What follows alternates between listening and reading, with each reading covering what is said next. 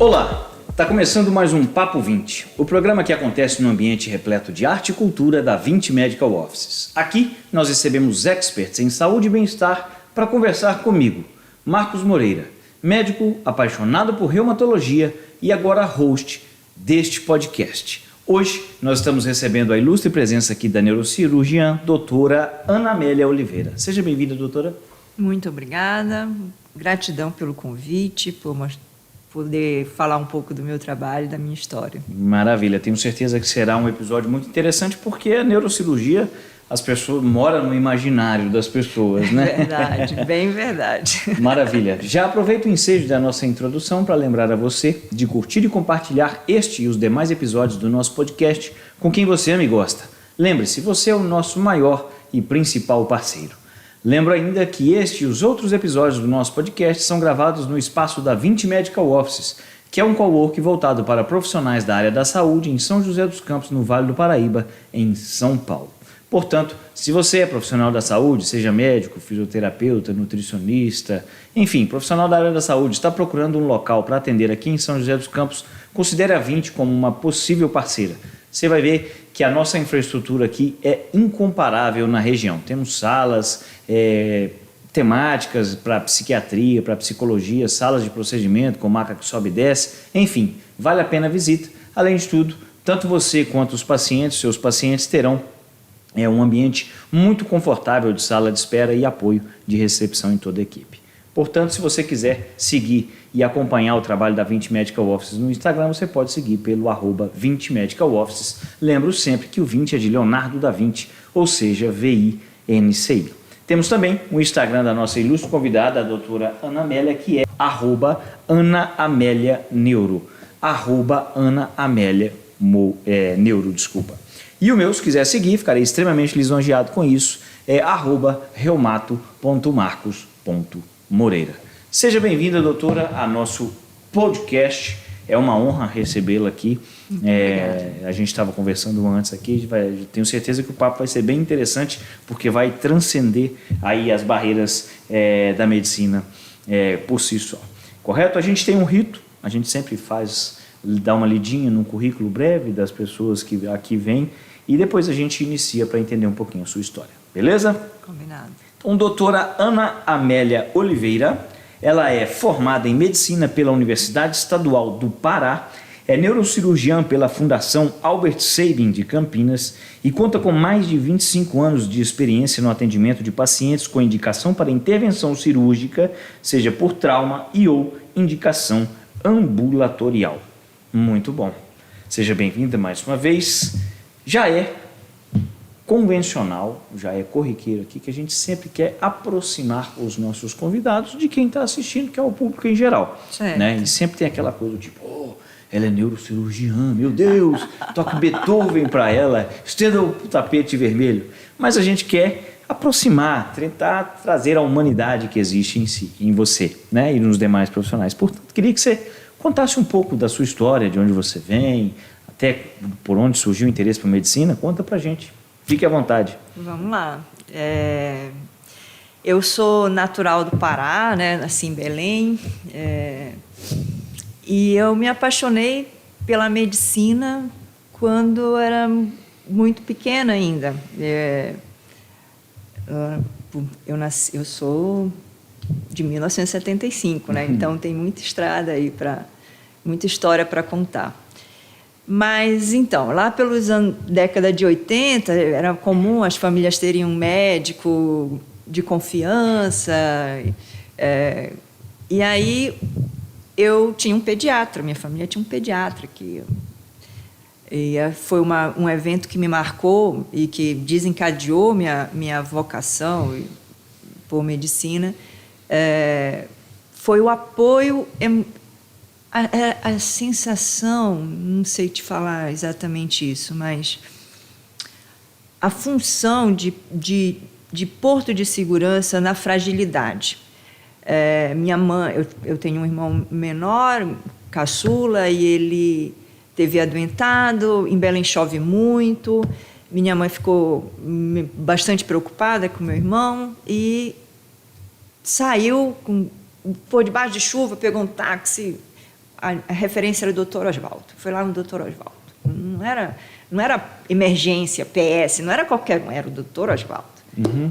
E eu era pequena, mas eu percebia, sentia a angústia da minha mãe, a aflição, porque meu irmão estava doente. E depois de ir ao Dr. Oswaldo, quando ela volta aliviada, tranquila, com a certeza de que vai dar tudo certo. E eu falei, nossa, que bacana isso, né? Então, isso me atraiu muito, isso fez sentido para a minha vida. Daí, a vida seguiu, segui com essa... naquela época tinha aquela coisa, o que você vai ser quando crescer? Então, a minha resposta já era certa, vou ser médica. E segui na minha trajetória. Pela inspiração do Dr. Oswaldo, eu entrei na faculdade achando que eu ia ser pediatra. E quando eu me deparei com as aulas de neuroanatomia, estudar o cérebro, e aí não teve outro jeito do que seguir pelos estudos do cérebro, da neurologia, da neurocirurgia, e realmente foi uma paixão à primeira vista, assim.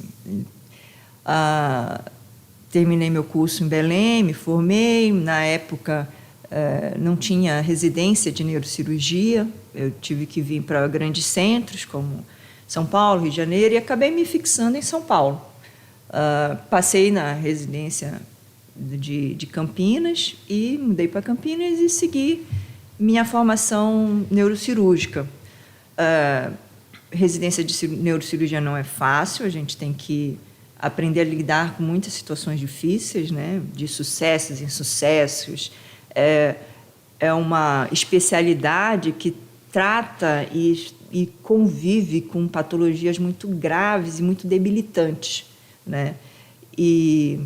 Então, acho que isso talvez seja o maior desafio da neurocirurgia, é entender que, apesar de todos os esforços que o médico tem, assim, intrinsecamente, de querer ajudar, de fazer o melhor pelo paciente, nem sempre esse melhor significa um resultado positivo para o paciente.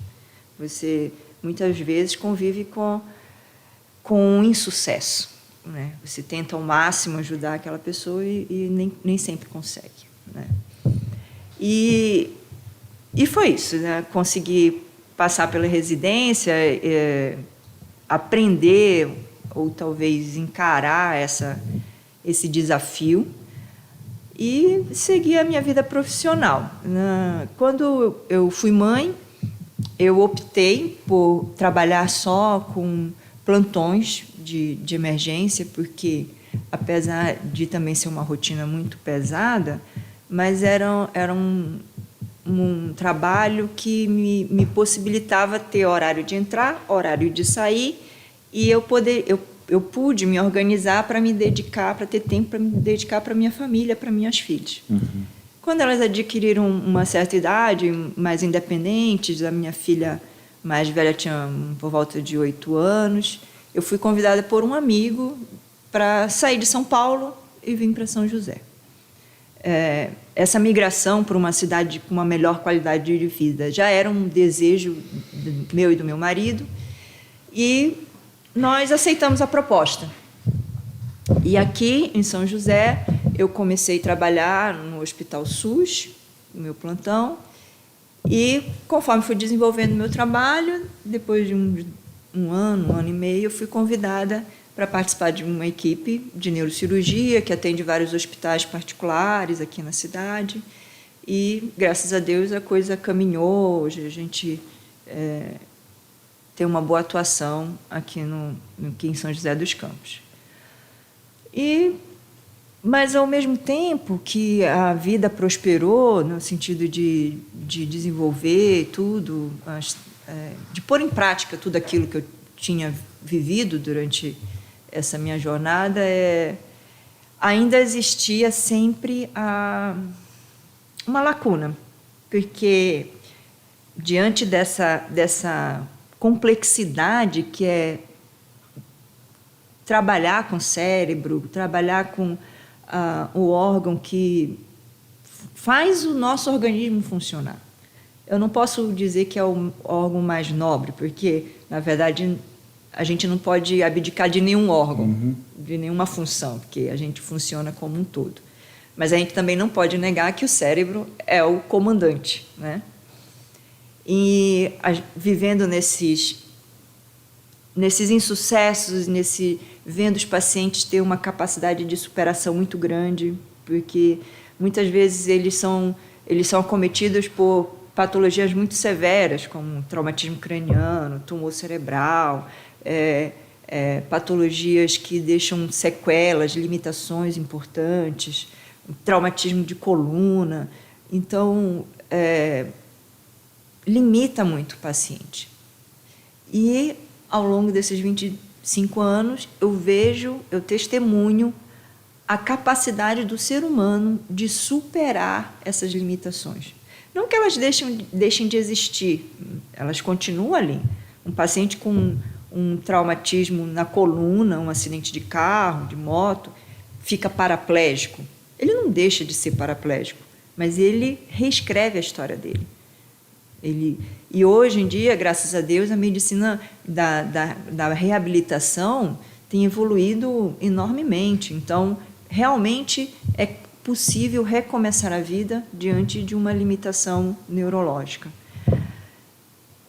E aí veio dentro de mim, não veio, mas na verdade já existia, mas aí aflora o incômodo. O biológico, o psicológico, o que move essas pessoas a se superarem, a superar tantas barreiras, e sempre existiu essa lacuna. Em 2020, com a pandemia, a gente deu uma desacelerada. Certo. Passou mais tempo em casa, diminuiu os números, não podia fazer cirurgia eletiva, era só urgência. E, enfim, para quem tem uma vida agitada, de muitas horas de trabalho, ficar em casa foi um desconforto tremendo, né? E agora, o que eu vou fazer da minha vida? E eu me deparei e comecei a estudar um assunto que chama logoterapia. Logoterapia. Logo, que vem de logos, o estudo do ser humano, né, da essência do ser humano, que conseguiu me explicar a conexão entre o psicológico, o biológico, e explicar essa capacidade de superação.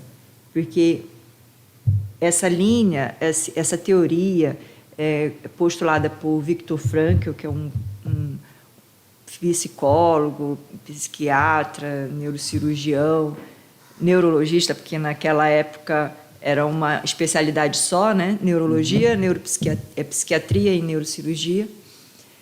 Ele desenvolve a terceira linha de psicanálise com foco no estudo do sentido da vida. O que move uma pessoa, um ser humano, para se superar, né? E essas questões aí o ser humano é uma máquina, é um organismo biológico que você consegue manipular, consegue substituir. Isso é importante, é necessário a gente cuidar do biológico. Mas o ser humano não é só isso. Então, na teoria dele, ele postula que, e ele explica, ele consegue comprovar de uma maneira, lógico, teórica e até, de certa forma, experimental com os casos clínicos dele, que o homem é feito, não é feito, mas antropologicamente, não é uma coisa de espiritualidade, não é uma coisa de religiosidade, é ciência. Antropologicamente, o homem é espírito, é psíquico e é biológico. Então, a gente não pode se limitar a isso, se limitar a estudar o homem só como biológico e só como psicológico, porque sempre vai faltar uma ponta, vai ter sempre um gap ali que a gente precisa preencher. E muito interessante que a humanidade começa a falar de medicina humanizada, né? De foco no indivíduo. Então, assim, para mim, tudo isso fez muito sentido. E é nessa linha de trabalho. Não sou logoterapeuta, eu sou uma apaixonada pela logoterapia e estudo e me interesso e faz meu olho brilhar em entender tudo isso. Uhum. Mas isso mudou a minha maneira de trabalhar, minha maneira de encarar essas coisas da vida, porque assim a gente pensava assim, nossa, o paciente ficou paraplégico, acabou a vida, é um câncer no cérebro, tem 6 meses de vida e acabou tudo. E não é bem isso. Sempre, enquanto houver vida, há esperança. Porque o ser humano é capaz de dar sentido ao sofrimento. É capaz de se modular e de se superar diante da dor e do sofrimento. E aí eu passo a ter esse discurso. Desculpa te interromper, mas o médico que desenvolveu esse pensamento aí, você falou que ele era judeu, ele era da época do nazismo, não? Sim. Ele foi para os campos de concentração, tipo 1943, mais ou menos. A ida para o campo de concentração foi retardada para ele por conta da posição de médico, né? Na época do nazismo, eles pouparam ao máximo a elite intelectual, né? Do judaísmo e tal, mas teve um momento que não teve jeito. Ele foi deportado. E é dele um estudo, eu já falei isso aqui uma vez, e tem um estudo que busca a maior parte das obras de arte, consideradas obras de arte mesmo desse período, da parte da Alemanha e tudo mais, e descobriu-se que o período que houve a maior produção de música e de arte, falando de coisas belas, na verdade, tem correlação com o período do pessoal do campo de concentração. É dele isso? Você sabe me dizer ou não? Não. Eu queria achar isso de novo e eu nunca mais vi. Não é dele, não, mas eu me interessando por essa vida e tal, por essa história de Frankl, né? O médico que postulou aí chama Viktor Frankl. Ele tem um livro que é o carro, assim, é o best-seller dele, que chama Em Busca do Sentido, um psicólogo no campo de concentração, que ele fala da experiência dele em todas as coisas que ele viveu lá, não descrevendo a brutalidade do que acontecia lá, mas de como ele recebeu isso, de como ele se posicionou e observando o comportamento das pessoas que passavam por toda aquela brutalidade. E quando a gente estuda logoterapia, a gente entende que o sofrimento traz essa capacidade do ser humano de produzir coisas belas. Era uma necessidade deles de resgatar as coisas boas e apreciáveis que eles tinham para suportar aquele sofrimento todo, né? E é fantástico isso. Eu realmente sou apaixonada por isso e conviver dentro da neurocirurgia no dia a dia, convivendo com patologias graves e com sofrimento humano, isso me abriu minha mente no sentido de que, na verdade, o ser humano sofre, mas com um sentido de se redescobrir, de se superar. Sim. Isso me fez lembrar, estava até procurando aqui que eu tinha esquecido o nome do paradoxo, não sei se você já ouviu falar do paradoxo de Stockdale, que é um soldado americano que foi preso na época da Guerra do Vietnã. Ele ficou 8 anos sendo torturado e ele desenvolveu uma técnica para poder suportar o caos da tortura, e ele redistribuiu essa técnica, ele ensinou essa técnica para os demais soldados que estavam presos ali para que eles conseguissem se comunicar e suportar aquele período, né? E tinha muito a ver, e daí o nome paradoxo, que você tinha que ter uma dose de otimismo, mas não ser otimista ao ponto de esquecer a sua realidade, né? Então você perceber do tipo, ele ficou 8 anos, e aí perguntaram para ele, logo depois de um tempo, né? Quem foram as primeiras pessoas que desistiram, que sucumbiram, né? Uhum. Ele falou os otimistas. E não que ele fosse pessimista, porque na verdade ele durou 8 anos. Sim. Mas ele falou, o otimista exagerado era aquele que pensava assim, puxa, eu vou sair daqui no Natal. E pô, você não vai sair no Natal, você está preso num campo de concentração no Vietnã, o pessoal precisa tirar a informação de você e você vai ficar aqui. Você tem que pensar do tipo, vai melhor, um dia isso aqui será resolvido. Um dia eu terei, sei lá, no caso de problemas neurológicos, um dia eu vou conseguir dar a volta por cima, ainda que a volta por cima não seja andar como eu andava antigamente. Sim. Né? Mas é muito interessante, chama-se Paradoxo de Stockdale, muito legal a história dele. Inclusive acho que tem um livro também, mas desculpa te interromper. É muito interessante isso, essa história aí que você está falando, que me remeteu a tese de Frankl, que ele fala nesse livro, Em Busca do Sentido, que ele desenvolve, que é a segunda parte do livro, que o título é A Tese do Otimismo Trágico. Nesse mesmo livro que a senhora falou? Em Busca do Sentido, é a segunda parte do livro. A primeira parte ele é uma narrativa dele, a segunda parte ele explica essa tese que ele desenvolveu, e aí ele fala, todo ser humano, não tem como um ser humano viver sem enfrentar dor, culpa e a morte. Isso são coisas intrínsecas da nossa história. E aí, como que você vai encarar isso, né? E acredito que a história do soldado aí, ele acredita que um dia aquele sofrimento vai ter fim, de alguma forma. Ou ele sai, ou ele morre, alguma coisa, ele tem essa certeza que um dia vai ter fim. Mas ele também tem a certeza que ele precisa encarar o sofrimento. Ele não foge do sofrimento, ele encara o sofrimento. E isso é difícil. Isso é difícil. Então, é aquilo que você falou e que também me remete à fala que eu tenho com meus pacientes. Fala assim, você não vai mais andar, mas você vai ter que reaprender a viver desse jeito, porque a vida continua. E aí eu pego o gancho daquilo que é importante para o paciente. Seus filhos, sua esposa, seu trabalho, porque tem alguma coisa para nós que é significativa e que justifica a vida.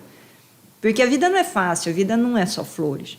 E os que sucumbem é justamente isso. A gente cria uma ilusão, sabe? Uma ilusão de que tudo é perfeito, que tudo é colorido. E isso não é verdade. Não é verdade. E o que te fortalece é você ter a certeza de que isso não é verdade. Que você vai ter o bom, o agradável, mas que você tem que ter consciência que nem tudo vai ser assim. Sim, sim. Muito legal mesmo. Inclusive, a senhora falou aí que das questões, a vida não é um mar de flores e tudo mais.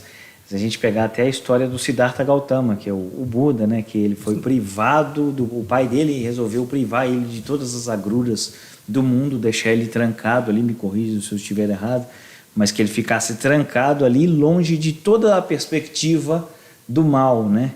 E aí um dia ele se liberta dessa bastilha, digamos assim, e ele se depara com a realidade trágica que a vida de fato tem, e aí ele começa todo o seu período de meditação. Eu não sou um profundo conhecedor, mas passando bem superficialmente é isso.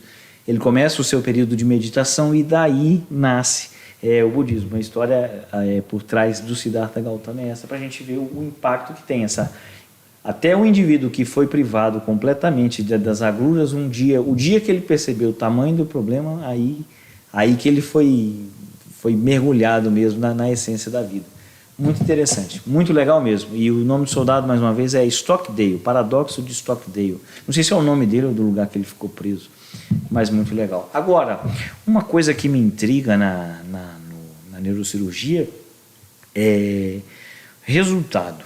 Porque muitas vezes você pega uma cirurgia, uma neurocirurgia, ela é extensa, ela deixa o paciente no limiar extremo ali entre a vida e a morte mesmo, e neurologicamente falando, anatomicamente, a cirurgia é um sucesso, mas de implicação clínica na percepção do paciente nem tanto. Né? Nossa, isso deve ser muito complicado.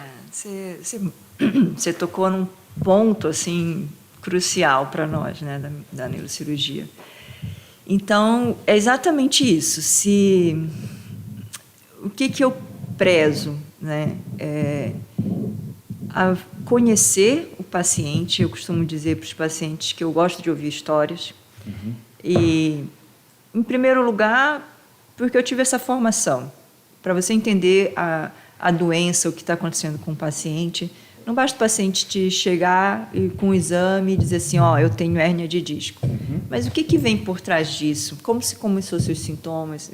Porque o diagnóstico, rotular um paciente, um sintoma, é muito fácil, não. É comum, demais. É simplório, é automático, é intuitivo. Você coloca lá na internet, dor na perna, não sei o quê, aí o Google, a inteligência artificial, te fala, hérnia de disco. Uhum. Então, assim, eu não posso, com toda essa minha experiência e com esse conhecimento, eu não posso tratar um paciente, a hérnia de disco do paciente. Eu não posso tratar o exame do paciente. Eu preciso tratar o ser humano que está diante de mim. Então, primeiro, nem sempre é uma hérnia de disco. Segundo, nem sempre é cirúrgico. Então, assim, varia, sabe? Às vezes o paciente chega comigo, eu já tive paciente assim, a paciente chegou com dor, lombalgia, dor na coluna, insuportável. Doutora, faz alguma coisa pela minha coluna, pelo amor de Deus. Vamos conversar, vamos examinar. O paciente estava com febre, tendo calafrios de febre na minha frente. Eu estou com dor de garganta. Uhum. Fui examinar, o paciente estava com amidalite. Eu tive que tratar a amidalite da paciente. Daí, nossa, a paciente, qualquer coisa, ela tem que passar com a doutora Noélia, entende? Porque cria um vínculo de confiança que não tem preço isso. Sim. Não tem preço isso, mano, entendeu? Então, eu prezo muito por isso. Eu gosto de conversar, eu gosto de conhecer a história do paciente, eu gosto de entender o que leva ele a procurar um atendimento, o que leva ele a procurar um exame. E, daí, o paciente tem que ser um agente ativo no tratamento dele. Ele tem que entender. Beleza, você tem uma patologia cirúrgica, você vai passar por um procedimento cirúrgico. Eu não posso dar garantia de resultado.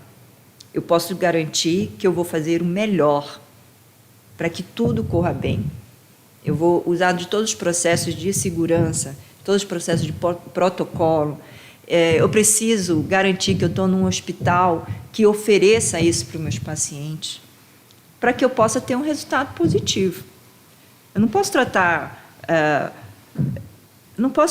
nada do ponto de vista médico com uma coisa simples, porque isso de qualquer forma vai impactar o paciente.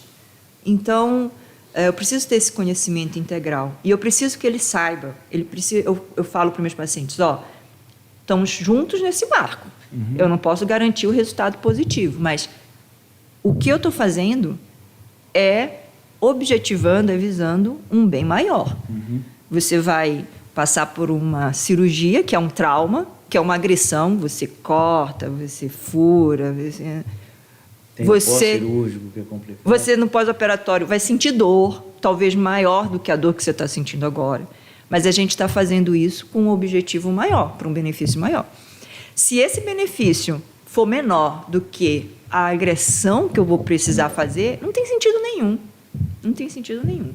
Então, paciente precisa saber essa jornada que ele está indo. Então, e se não ter sucesso, a gente tem que entender que isso é uma coisa que faz parte do processo.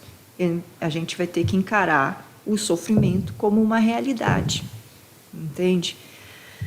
E é isso. Tem gente que entende, tem gente que não entende, e a gente segue na vida, né? Muito legal. Bom, dá só um interrompidinho no nosso episódio, porque agora a gente está chegando por volta dos 30 minutos aqui para fazer o nosso merchan. Claro. Você está assistindo o Papo 20, hoje o nosso episódio é com a doutora Ana Amélia, ela é neurocirurgiã, já passo novamente o Instagram dela, é @AnaAméliaNeuro, @AnaAméliaNeuro, você pode seguir lá no Instagram. E lembra você de curtir e compartilhar esse e os demais episódios do nosso podcast com quem você ama e gosta. Lembre-se, você é o nosso maior e principal parceiro. Lembra ainda que este e os demais episódios do nosso podcast são gravados no espaço da 20 Medical Offices, que é um cowork voltado para profissionais da área da saúde, ou seja, médicos, fisioterapeutas, nutricionistas, psicólogos e por aí vai. Profissionais da área da saúde que procuram um local para atender na região de São José dos Campos para agregar com autoridade aí no seu atendimento. A 20 Medical Offices dispõe de diversos consultórios, seja com maca que sobe e desce, sala com descarpec, sala focada para o atendimento mais para psicologia, psiquiatria, enfim, vale a pena a sua visita, porque se você vier conhecer, eu tenho certeza que você vai querer atender aqui com a gente. Além disso, tanto para o profissional quanto para os pacientes, existe a possibilidade de conviver num ambiente muito agradável aqui, focado mais numa pegada mais de arte, de renascentismo. As recepcionistas são muito bem preparadas, enfim, vale a pena você conferir. Se estiver curioso, por favor, acesse o Instagram pelo @20 Medical Offices, lembrando sempre que o 20 é de Leonardo da Vinci, ou seja, VINCI. Você também pode acessar o Instagram do nosso podcast, que é o @papo20, mais uma vez, 20 de Leonardo da Vinci. Se quiser acessar o meu Instagram, eu ficarei extremamente lisonjeado com isso. Lembra você, meu nome é Marcos Moreira, eu atendo reumatologia aqui na 20 Medical Office. Se você quiser acessar, o Instagram é @reumato.marcos.moreira. Mais uma vez, da nossa convidada, a doutora Ana Amélia, é Ana Amélia Neuro, @AnaAméliaNeuro. É isso. Bom, 25 anos de história de medicina, eu estava até olhando lá no seu Instagram que você recebeu o diplominha do CRM. Sim. Parabéns por isso. Imagino que nessa caminhada tem algumas histórias bem interessantes aí, às vezes de superação, às vezes nem tanto. Se quiser partilhar alguma com a gente. São bastante, realmente, mas assim, talvez o que eu preciso, o que eu quero, na verdade, ressaltar, né? Talvez seja uma informação preciosa para as famílias de pacientes que passam por esse processo aí de lesão cerebral, de uma sequela neurológica mais importante. É exatamente isso. Passar por um processo de doença neurocirúrgica ou neurológica mesmo, muda, altera o jeito de ser da pessoa. Muitas vezes a gente precisa, a família, na verdade, conhece uma outra pessoa depois da recuperação de um processo desse, né? Muda julgamentos, comportamentos. Antes a pessoa era tímida, calada, enrustida, e passa a ser uma pessoa extrovertida, brincalhona, ou o inverso. Então, assim, a família recebe uma outra pessoa. Isso é uma coisa que a gente vê com frequência. E o fato de haver uma debilidade orgânica, uma debilidade física, com perda de funções básicas do funcionamento orgânico, não significa o fim da história, não significa que aquilo é uma coisa definitiva, ou permanente, é uma coisa que é um momento da pessoa e que a gente precisa acreditar na capacidade de regeneração orgânica e que a gente ainda está caminhando e avançando nesse conhecimento, de saber, de constatar, que na verdade é uma coisa que a gente já constata na clínica. A gente vê o cérebro se regenerar. E isso tem quebrado paradigmas, quando a gente achava que o cérebro não era capaz de se regenerar. Então, cada vez mais estamos falando de neuromodulação, de áreas que não eram específicas para determinada coisa e passam a ser, e a tecnologia está permitindo a gente constatar isso fisicamente, ver um exame, ver uma coisa que mostre para a gente o que a gente já estava vendo na prática diária da clínica. E toda patologia debilitante, limitante, as sequelas neurológicas sempre são um recomeço, nunca o fim. Nunca o fim. Isso é muito legal, muito importante. Difícil, complexo, mas ainda assim muito importante. E nesses 25 anos, você percebe uma mudança no perfil desses pacientes, assim, de resposta por conta das mudanças que a nossa sociedade está sofrendo, ou você percebe que o comportamento humano, apesar de tudo isso, na hora do caos, a resposta tende a ser mais ou menos a mesma há 25 anos, ou não? Eu posso te falar que sim, que assim, primeiro o primeiro contato da relação médico-paciente. Há 25 anos atrás, ainda existia a ideia de que o médico tinha a palavra final. E hoje em dia, não. Isso, ao longo desses 25 anos, eu percebo essa mudança, que foi, lógico, foi gradual. Mas hoje em dia as pessoas têm informação. Têm informação. Então, o Google, a televisão, a mídia, o Instagram, estão aí e as pessoas têm informação. Sem julgamento, se é bom, se não é bom, se é correto, se não é, mas elas têm informação, certo? Mas nós, médicos, não podemos nos isentar da responsabilidade que nós temos do conhecimento técnico. Sim. Então, o paciente vem com conhecimento, com questionamentos, às vezes fundamentados, às vezes não, mas aí entra o outro lado da história. O médico também teve que se adaptar a isso durante esses 25 anos. Porque quando isso começou a surgir, o médico se sentiu ofendido. Saiu da posição do status de saber tudo, de ter a palavra final. E, graças a Deus, graças às mudanças da humanidade, das coisas que estão postas aí, o médico tem que ser tão humano quanto o paciente, porque eu preciso entender as tuas dores, eu preciso entender tuas ansiedades, eu preciso saber, mas eu não posso também, ao mesmo tempo, me isentar da posição confortável que eu tenho de estar do outro lado do balcão. Né? Eu estou saudável, o outro está debilitado, está fragilizado com um processo de doença. Mas eu preciso ter essa relação de parceria, porque é fundamental trazer o paciente para contribuir com o tratamento, porque, afinal de contas, é o corpo dele. É ele que vai mudar de comportamento, é ele que vai tomar um remédio, é ele que vai submeter a uma cirurgia. Eu não posso fazer de conta que isso não conta no processo. Né? Entendi. Sim.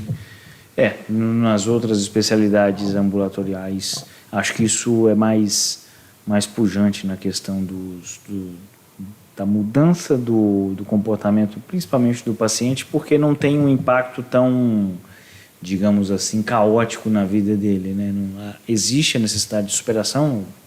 Na reumato existem doenças muito graves em que o diagnóstico é extremamente impactante na vida, mas é o tipo de coisa que talvez não tenha um impacto tão imediato como, por exemplo, você está andando hoje de moto, amanhã a sua possibilidade Sim. de andar novamente voa pela janela. Sim, sim, sim. E isso é uma coisa complexa demais, mas como exige do âmago humano a resposta, talvez nessa hora talvez não tenha tido uma mudança tão grande. Eu tinha comentado uma coisa que eu até ouvindo a senhora falar agora, não sei se faz tanto sentido, mas sobre o que a gente tinha conversado no backstage aqui, mas fica como uma dica, não sei, do Sérgio Felipe de Oliveira, que é até um colega seu, ele é neurocirurgião, e que ele tenta, ele é palestrante e tudo mais, tem até palestras bem interessantes dele no YouTube, tem uma que é famosa, que ele fala sobre glândula pineal e tudo mais,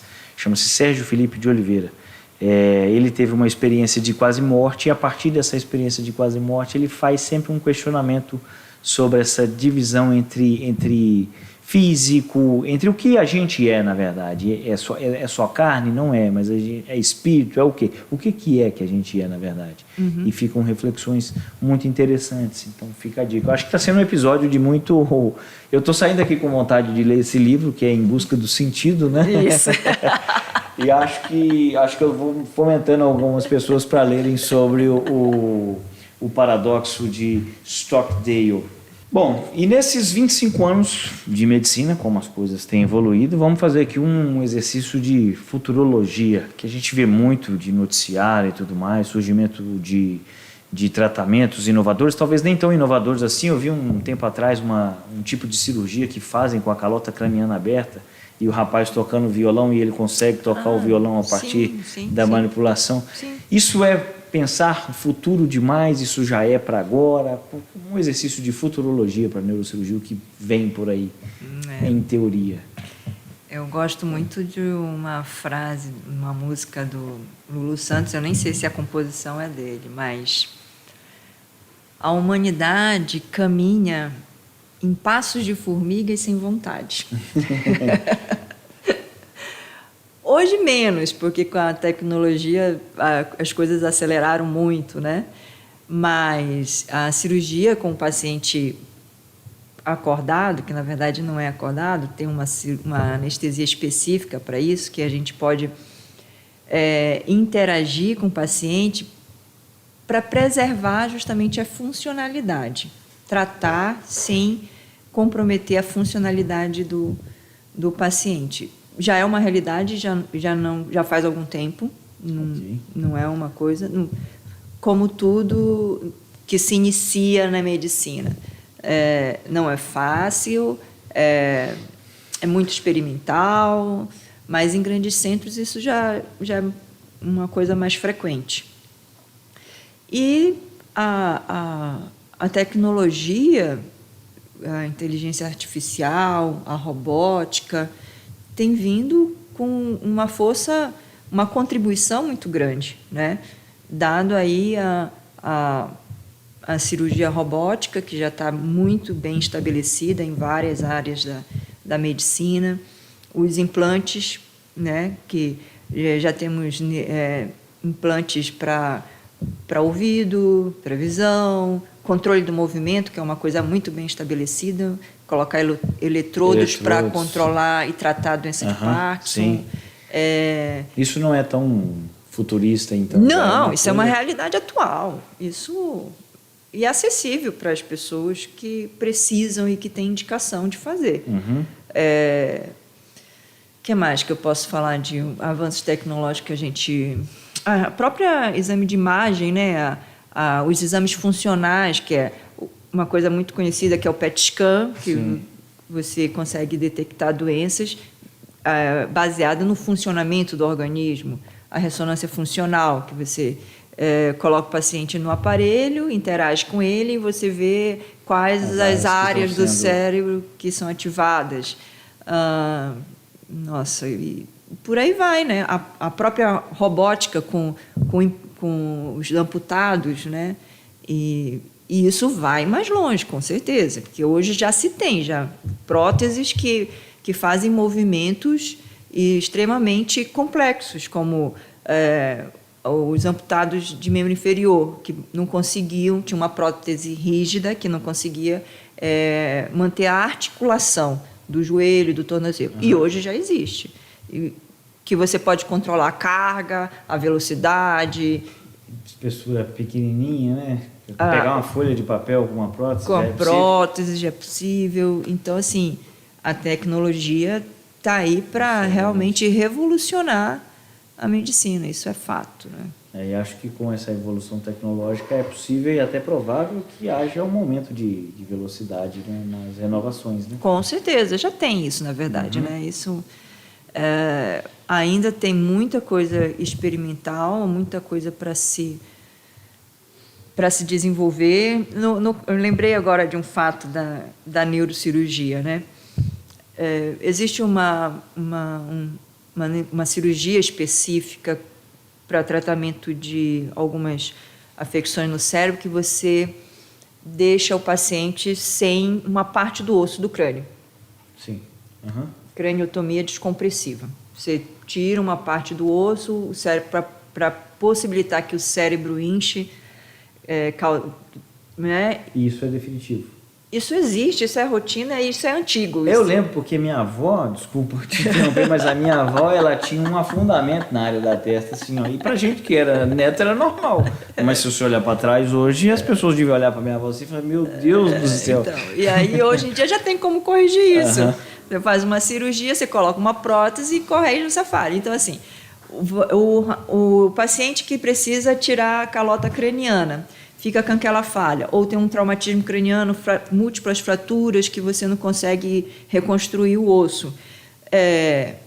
O que comumente se fazia, ainda se faz, você tem uma substância que a gente chama de cimento ósseo, que a gente modela e substitui ali. Mas existe o avanço disso. Você faz uma tomografia 3D, o computador desenha a prótese, exatamente a falha que tem no crânio da pessoa, do paciente, modela aquela falha, produz uma prótese e a impressora 3D imprime. E você pega aquele, esteriliza, tal, vai lá para a cirurgia e encaixa perfeitamente naquela falha craniana. E isso é uma coisa que já está estabelecida há alguns anos. Então. Minha avó morreu antes. Infelizmente, ela foi... Inclusive, até é bizarro falar isso, mas quando foi ter exumação e tudo mais, que estavam lá para limpar o jazigo e tudo mais, estava lá o crânio. O crânio, meu Deus do céu! Poderia ser uma pecinha de plástico, né? Mas... Poderia. Foi antes. Poxa, tinha uma outra coisa que eu ia te perguntar. Especificamente sobre Parkinson. Você falou que tem algumas coisas, alguns eletrodos e tudo mais, que tem indicação. Essa indicação é mais para tremor, é para outras questões? É todo mundo que tem Parkinson? Como é que é? Não. Assim, Então, diante da evolução da medicina e do avanço do conhecimento, dentro da neurocirurgia a gente já tem subespecialidades, né? Perfeito. Então, especificamente, cirurgia de Parkinson é da responsabilidade da neurocirurgia funcional. Entendido. Que é um mundo à parte. Entendi. Então, assim, não é a minha especialidade, perfeito, mas a gente conhece de uma forma superficial. Então, a pergunta, todo mundo que tem Parkinson tem indicação de fazer essa cirurgia? Não. Tem que ter um critério de avaliação para você ter um benefício, porque cai naquela máxima de que nem toda cirurgia vai trazer o benefício que é necessário. Maior do que a extensão que a senhora exatamente, falou. Que é necessário. Então, para você falar para um paciente que vai precisar implantar um eletrodo para resolver a rigidez do Parkinson ou o tremor do Parkinson, realmente tem que acontecer isso, né? Então, existe como já saber a posição do cérebro que causa o tumor, que causa a rigidez, que causa o tremor, mapear exatamente onde você precisa pôr o eletrodo. Mas, lógico, precisa de uma avaliação de um neurocirurgião especializado em neurocirurgia funcional. Estou fazendo consulta para minhas avós, por isso, depois da plaquinha. Poxa, uma pena, doutora, a gente está caminhando para o final. do nosso episódio. Muito interessante conversar com a senhora, trazendo essa experiência de 25 anos, mais essa visão, digamos, chamar de renovada, talvez não seja o melhor termo, para essa parte da logoterapia. Muito interessante, e eu vou procurar saber sobre esse livro, Em Busca do Sentido. Bom, a gente está gravando esse episódio aqui no espaço da 20 Medical Offices. Lembro você mais uma vez, somos um coworking médico voltado para profissionais da área da saúde na região de São José dos Campos, no Vale do Paraíba, em São Paulo. Portanto, se você é profissional da área da saúde, está procurando um local para atender aqui em São José dos Campos e região, considere a 20 Medical Offices para ser sua parceira. Tenho certeza que você não vai se arrepender. Você pode procurar mais informações pelo @20 Medical Offices. Lembro sempre que o 20 é de Leonardo da Vinci, ou seja, VINCI. Você pode também seguir o Instagram do nosso podcast, que é @papo20, mais uma vez 20 de Leonardo da Vinci. Se quiser me seguir, ficarei extremamente lisonjeado com isso. Meu nome é Marcos Moreira, eu sou médico e atendo reumatologia também aqui na 20. Você pode achar meu Instagram pelo @reumato.marcos.moreira. A nossa ilustre convidada de hoje é a doutora Ana Amélia. O Instagram dela é @AnaaméliaNeuro. @AnaaméliaNeuro. Deve estar aparecendo em algum lugar aqui da tela. Doutora, muitíssimo obrigado pela sua presença. Já é um ritual nosso, já é do nosso rito convencional aqui, que a gente sempre lance um desafio para os nossos convidados. Vamos lançar ele para você também. É um pouco complicado muitas vezes, mas a gente sempre pede para que os convidados se definam em um intervalo não maior do que 2 minutos, tá? Então a senhora pode ficar à vontade para fosforilar, para filosofar a respeito da vida. Então, em não mais do que 2 minutos, quem é Ana Amélia Oliveira? Ana Amélia Oliveira, uma mulher já com uma experiência de alguns anos de trajetória na medicina, com cuidado do ser humano, mãe, esposa, cidadã e, na verdade, e também médica. Então, doutora é só um capítulo da vida. Na verdade, a Ana Amélia, a pessoa que vive essa história, né? Com todos esses capítulos. E assim, fui transformada durante a vida. Hoje, minha visão de mundo, de pessoa, me traz mais paz e me sinto mais plena para encarar essas dificuldades da vida. E estou aqui à disposição para ajudar no que for possível, quem me procurar, quem precisar da minha ajuda. Excepcional, muito bom. E quem precisar da sua ajuda, @AnaaméliaNeuro. Tá certo o Instagram, né? Falei certinho. Tá certo. Porque se vai agora no final eu falar que está errado, nós vamos ter seríssimos problemas. Doutora, muitíssimo obrigado pela sua presença. A gente vai encerrar agora o episódio. A gente sempre encerra com uma frasezinha de efeito. Essa frase ela é mais um dito popular, né? Mais uma sabedoria popular que a maioria das pessoas já ouviram, que é: nunca, jamais discuta com um tolo. As pessoas podem não perceber a diferença. É isso. Muito obrigado pela sua presença mais uma vez, doutora. Tenho certeza que a senhora vai ser chamada mais vezes para participar aqui com a gente. Galera, esse foi o Papo 20. Lembro a vocês que voltamos sempre às quintas-feiras com novos episódios. Até a próxima. Valeu!